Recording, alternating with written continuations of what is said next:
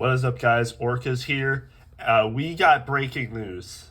The Enderlin, North Dakota tornado that happened on June 20th, part of that huge tornado outbreak that struck North Dakota, has been upgraded to an EF5. That's right, this tornado has been upgraded to an EF5. Originally, it was an EF3 with winds of 160 miles an hour, and when it happened, when it got rated as that, there was a lot of speculation and talk that they were still doing research and surveying on the tornado. It didn't really seem like it was finalized. The EF3 damage that happened, that was rated 160, it still had it didn't seem finished, if that makes sense. I don't know why, but the damage survey and everything that happened didn't seem finished. I personally, I don't know about how many other people, but I personally was thinking that they were still working on this tornado, and that's part of the reason that I didn't make a video on the June 20th tornado outbreak when it happened, because I thought they were still doing stuff, and I ended up not doing it. And I'm pretty sure sometime later in the summer, there was something that came out that said they were still working on it. If I'm not mistaken, there was something that happened. I can't remember what it was, but it caused more speculation that they were still working on this tornado. And lo and behold, it is October 6th. This happened on June 20th. So how many months later? Like 5 months later, they come out and rate this as an EF5. I think more like 4 months, but still, you know what I mean. 4 months later, the research is done. They have concluded that this is an EF5, and yes, this is real. This is on the actual damage assessment toolkit from NOAA, and yeah, it's real. It definitely is real, and this is just crazy. This is the first EF5 tornado in 12 years, just about 12 years. This happened on June 20th, the last tornado to be rated EF5. So yes, it has been over 12 years, because the last EF5 was on May 20th, 2013 with the infamous Moore, Oklahoma EF5. And 12 years later, it's 2025, Enderlin, North Dakota has been given the rating of an EF5. And we're going to get into why. But first, well, we'll see why. But let's look at this tornado. And by the way, I just wanted to point out, if you look at the track, it is very reminiscent of the Greensburg EF5. Look at how it starts. It kind of takes more of an eastern path, maybe a little bit northeast. Well, of course, northeastern path, and then it occludes like this. And look at the track the Enderlin tornado takes. Goes northeast, kind of straightens out a little bit, and then occludes. Very similar track, if I do say so. And this tornado, let's get into it. This is absolutely crazy. I cannot believe this. This tornado was over a mile wide. It was on the ground for over 30 minutes, if I'm not mistaken. So let's just read what they have to say. So the National Weather Service in Grand Forks conducted additional surveys and worked extensively with wind damage experts to further investigate the June 20th Enderlin, North Dakota tornado. They say number one because there was a second tornado that happened that came out of it, which is also pretty interesting. But they have concluded that the maximum wind speed of the Enderlin, North Dakota tornado is greater than 210 miles an hour and occurred during the time of the train derailment south of Enderlin. The analysis used forensic wind damage speed estimates for the tipping of several fully loaded grain hopper cars and the lofting of tanker cars, including the one empty tanker that was tossed about 145 meters, which is a long distance, about 475 feet. That is 4 times. I don't know why I'm pulling this out, but that is over 4 times the height or length of a blue whale, which, if you've seen a blue whale, that is a huge animal, and I just can't believe this. Yeah, this is crazy. Let's keep reading. The maximum wind speed also correlates to the maximum strength on the velocity data from the radar. Additional high-end damage indicators have been reanalyzed and adjusted to include the damage of trees close to the farmsteads on Highway 46. Further analysis of the trees show extensive damage throughout the entire river valley, with only stubs of large branches or large trunks remaining, and the debarking with a sandpapering effect prevalent.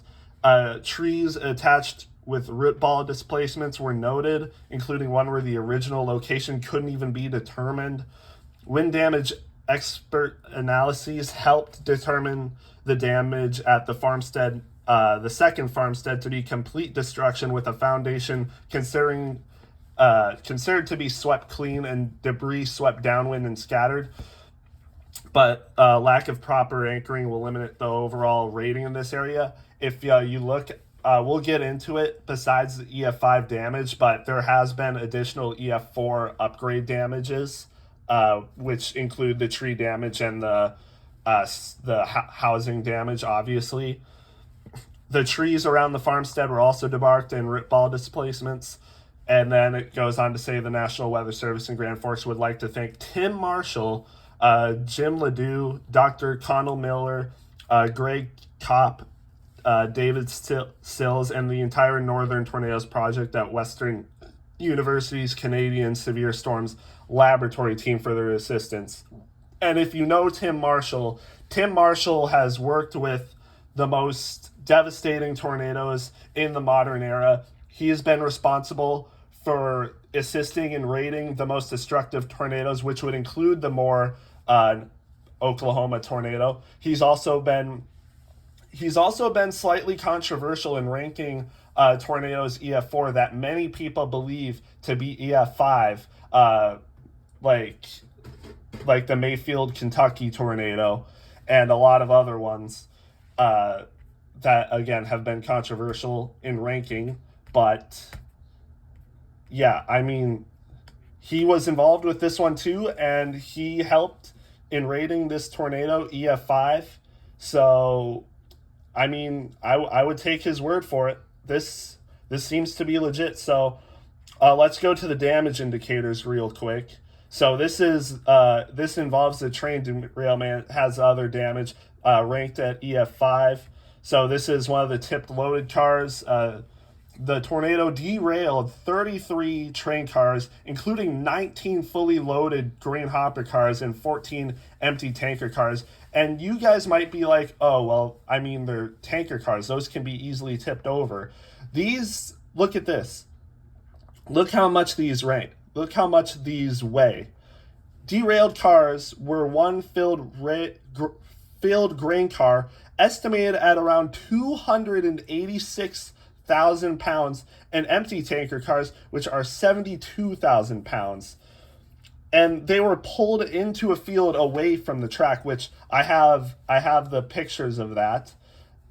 One of the four tanker cars was tossed 600 to 1,000 feet from the track, and estimated 475 feet or 145 meters of the distance of the previous tanker car it was attached to before being pulled off the track.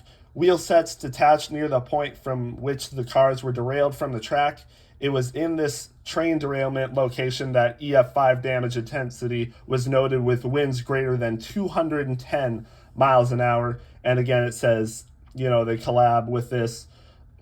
Apparently, the analysis estimates that potential wind speeds reached approximately 230 miles per hour that are needed to overturn a fully loaded grain hopper car. And again, like I said, people might be like, well, it's a train car. They have a lot of surface area. Winds could, it's a lot easier for winds to overtop those cars. Based off of further analysis, like wind speed analysis, and that takes a lot of science into the equation, a lot of math into equation, it would approximately need 230 miles an hour to overtop those cars. And again, 236,000 pounds, that would take a lot of force to topple those. So I could definitely see that. And again, it takes more into the account. See this, all this right here. Yeah, again, large compact components greater than 50 meters indicate EF5 intensity wins. Again, the Enderlin train cars were nearly 2 times farther than the EF5 threshold distance and 4 times heavier than the heaviest object modeled in the study. So yeah, it's clear to see that this is a clear EF5 damage indicator, even though it's a non-conventional damage indicator. Again, it's not a normal damage indicator. It classifies under O, which is other. And again, EF5 damage indicator, I think this probably says the same thing. Yeah, it does. But yeah, this is the EF5 damage indicator is these train derailment cars. So let's look at this. I mean, this is the train right here.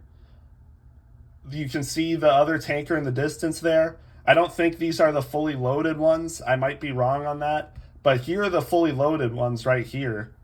I mean, you can see that. Again, look at all of them. Look at all of them just toppled.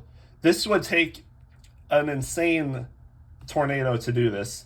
Shout out Brian M. Finger. I think he was on this tornado, which, I mean, crazy stuff. But yeah, you can see the four carts that were kind of separated, pushed a little bit into the field. Then you can see the start of the other carts that were derailed. Then you can see this one in the distance. I mean, just absolutely crazy. And this is what caused the EF5 damage indicator. Again, like I said, I mean, this absolutely crazy. And, you know, how it's exciting to see an EF5 for the first time in years, but I feel like we can't forget that 3 people were killed in this tornado, and we definitely want to send our condolences to the families and just, you know, pray for the families and also for the people that perhaps lost a lot of stuff, lost their homes, the people that could have benefited from these carts that were carrying grain. I mean, farmers' lives were probably, ruined from this. So we don't want to take this lightly. This was a tragic event. This tornado killed 3 people, which is the deadliest tornado in North Dakota since 1978 when the Elgin, North Dakota EF4 happened, or F4 happened. So this is not, it's exciting to see a tornado get rated EF5 for the first time in so long. It's a very significant event, but we also don't want to forget the lives that were lost and lives that were ruined from this. Again, like I said, another thing about this tornado is that there's really not much, footage of it. It happened in the nighttime hours. I think it might have been rain wrapped at times, and it was just really hard to see. Also, the clouds were really low to the ground. You can definitely see the wall cloud. The wall cloud is very definitive, but it was a very hard to see tornado, not like the Spiritwood tornado that happened on the same day. That one was very photogenic. I just wanted to show the tree damage as well. This one right here.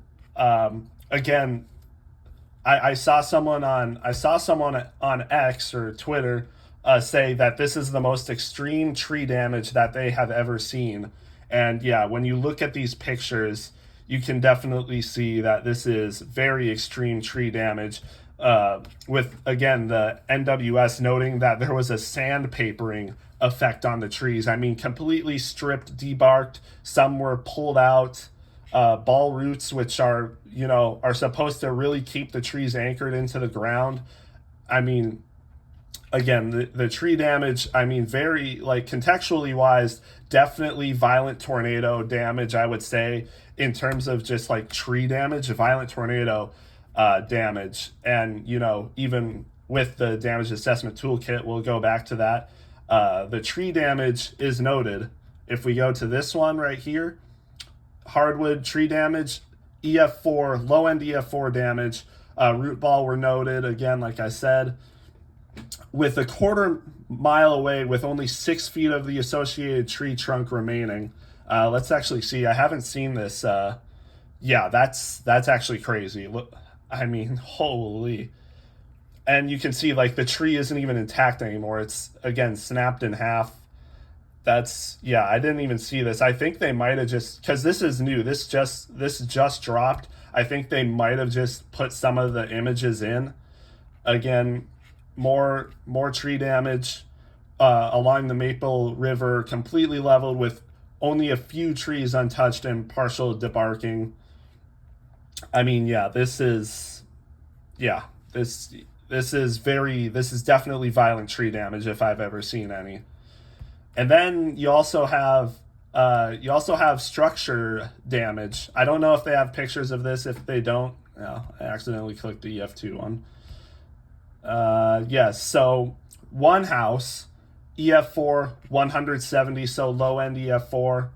That was a residence. And then you have this one, which is the bigger one.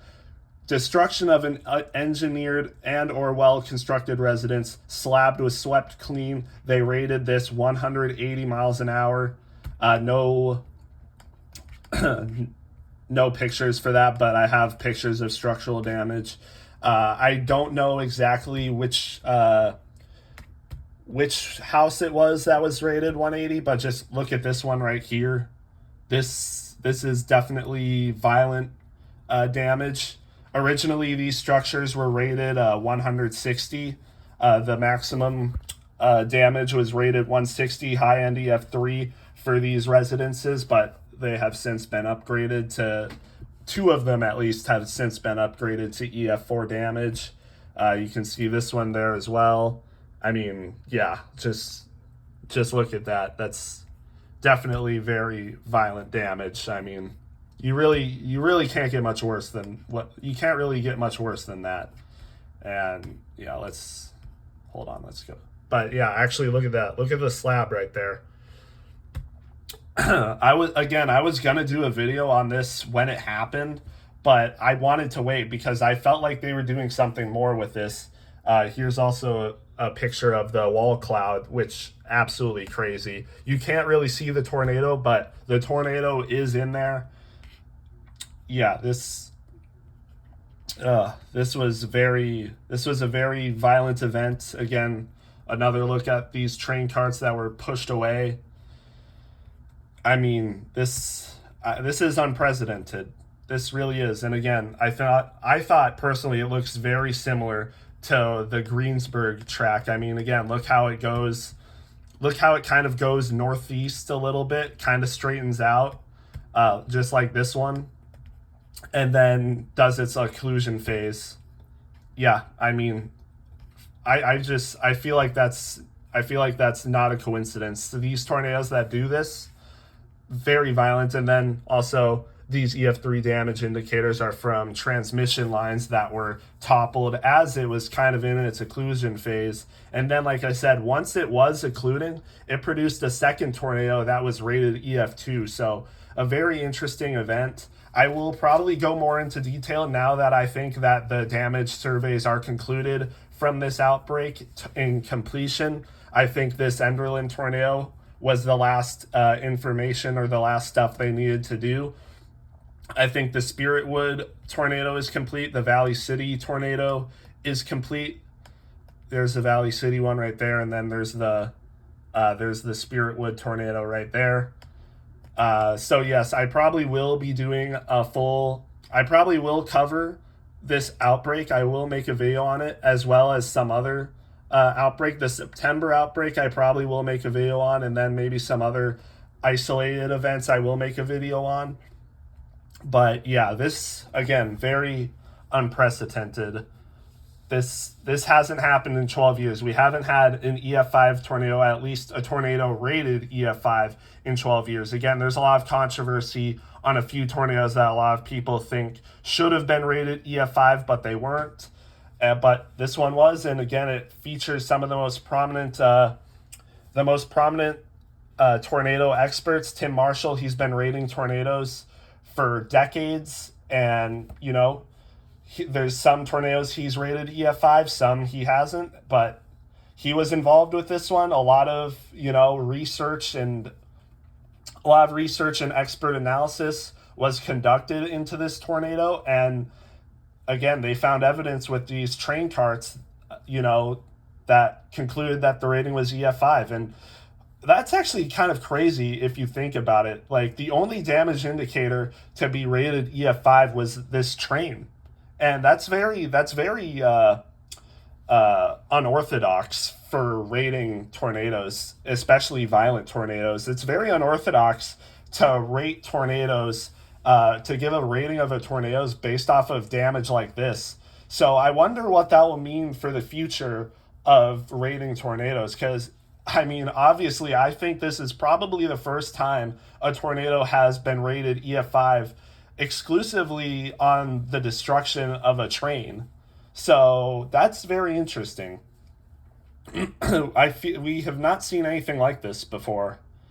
So, but hey, rated EF5. This clearly was a violent tornado when you look at the damage, and that's also why I thought they were still doing research on it and analysis on it. Because when I looked at the damage with the houses and everything, I just thought, and especially with the tree damage as well, I thought this had to have at least been EF4. I didn't really pay much attention to the train. I noted that it was significant. Wow, that must have taken a strong tornado to do that to a train. But I didn't realize how strong a tornado would need to be in order to do that to those train carts. Tipping over 236,000-pound carts fully loaded with grain. I thought, I honestly, I was like, yeah, that's pretty crazy and all, but based off of the surface area of the carts, that might not be as impressive as people think. But based off of the research they calculated that it would take approximately 230 mile an hour winds in order to do that. And again, they rated this tornado with winds exceeding 210 miles an hour, which is one of the most most violent tornadoes we've seen in the modern era. Based off of EF5 winds, I think there's only been one or two other tornadoes that have had winds that were approximated exceeding 210 miles an hour. The only one I can think of for certain was the El Reno 2011 tornado that was rated EF5. That one has estimated winds approximating over 210 miles an hour based off of what it did to that 2 million pound oil rig. But based off of this tornado, they also conclude that the winds exceeded 210 miles an hour. So, that's absolutely crazy. Again, based off of the train derailments, loaded cars derailed 33 train cars, including 19 that were fully loaded with grain and 14 empty ones. Again, 4 cars that were tossed 600 to 1,000 feet from the track, and again, 145 meters from the distance of the previous tanker car before being pulled off the track. Absolutely crazy. This I can't believe this happened. I really can't. Everyone in the weather community is going crazy. And again, I have it from October. Let's switch it to this. Submit that. Oh, wait. I messed something up. Go to 21st. There we go. Just look at how many tornadoes that happened from this outbreak. Absolutely crazy. And this actually wasn't the only thing that happened this day. This event had a moderate risk. I'll go more into detail when I do a full outbreak event video about this. But a derecho was actually associated with this storm as well, and I'll show you guys in the video. But Bemidji was hit very hard. Approximately 120 mile per hour winds went through Bemidji as well. But again, this is about the Enderlin EF5. The most recent EF5 again precedes or succeeds the 2013 Moore Oklahoma EF5, which was, again, 12 years ago. We haven't had an EF5 in 12 years. And again, based off of them rating this tornado EF5, I wonder what that means for the future of EF5 tornadoes. Are they going to go back and look at some tornadoes that had perhaps EF5 damage, like perhaps the Rochelle, Illinois tornado from 2015, or the Arkansas tornado from 2016, or again the Mayfield tornado from 2021, maybe even the Rolling Fork, Mississippi tornado from 2023. We'll just have to wait and see. But I mean, again, to have an EF5 like this is absolutely crazy. It hasn't happened in 12 years. And for this to be in my home state, I am a North Dakota resident. I've lived in North Dakota all my life. So for this to happen in my own state, 2025, I mean, I remember this event. I was watching it on a live stream, Max Velocity, Ryan Hall. I was watching their live stream. Of course, the Spiritwood, North Dakota tornado took the spotlight immediately, but then it was about the Enderlin tornado. I'll probably have to go back and watch it because that was very, very significant event. And also, I forgot to mention, the last F5/EF5 to happen in North Dakota was in 1957 with the Fargo, North Dakota F5. That was the last F5/EF5 that hit North Dakota. Over 70 years ago was the last F5/EF5 to hit North Dakota.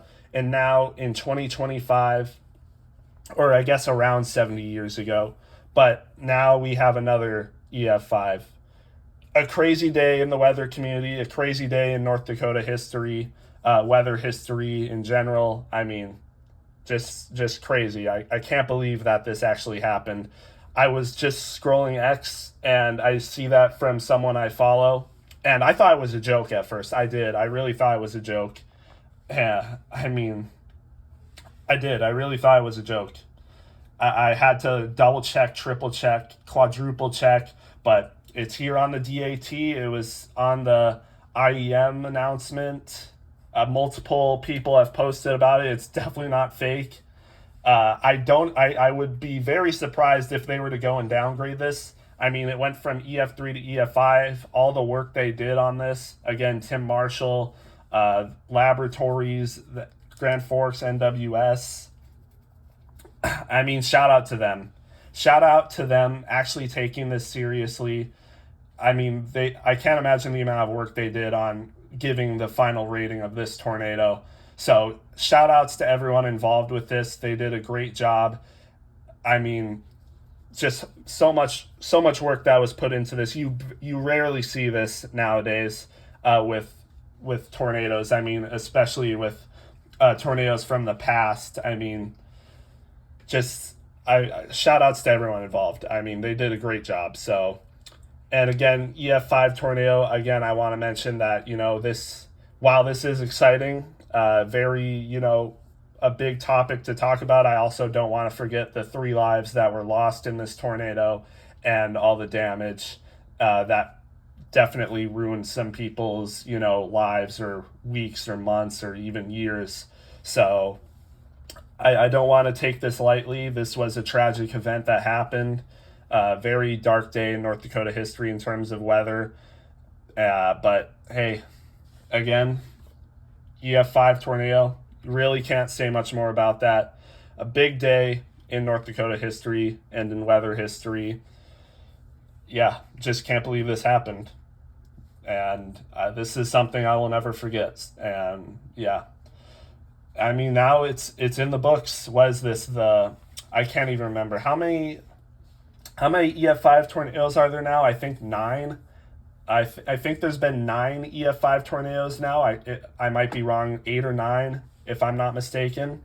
So in the modern era, since it was conducted, since EF5 existed or made into existence in 2007, there has been 8 or 9 EF5 tornadoes. So including this one. So crazy event that happened. Again, I wonder what this means for the future, but we'll just have to wait and see. But let me know what you guys thought. Let me know what you guys think about this. Again, crazy day, and for this to happen 4 months later after the tornado happened, it's just kind of crazy. So yeah, I hope you guys enjoyed, and I'll see you in the next one.